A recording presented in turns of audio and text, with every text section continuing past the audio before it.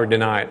So you can't easily say, you know, I'm just going to steal all this user information. So there. Are providers vetted in any way as part of the project for security? No, it's all about trust. The OpenID providers are not vetted in any way, and you simply have to trust them. In fact, there are OpenID providers which are all they do is they accept. They accept URLs and they automatically authenticate, right? There are providers that don't even ask for passwords. You know, this whole New York Times thing, you have to go to New York Times, you want to read an article and they ask you for a password and you wonder why.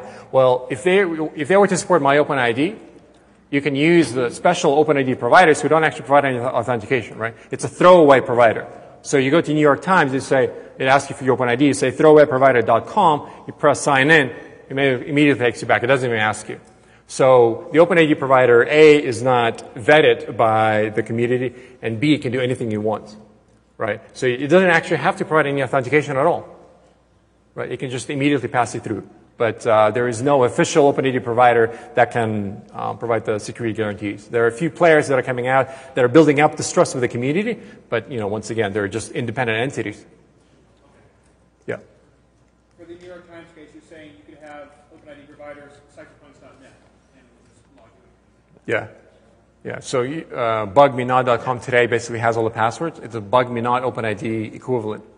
But, you know, at the same time, you can have, like I talked about, the secure ID enabled. So you can have an OpenID provider which you go to, and, you know, it requires a client-side certificate backed by secure ID as long as you have a smart card to your computer as well, right? So it's really it's dependent on, it's up to the provider to provide as little or as much security as they want. So, anything else? Nope. In that case, thank you very much. Thank you.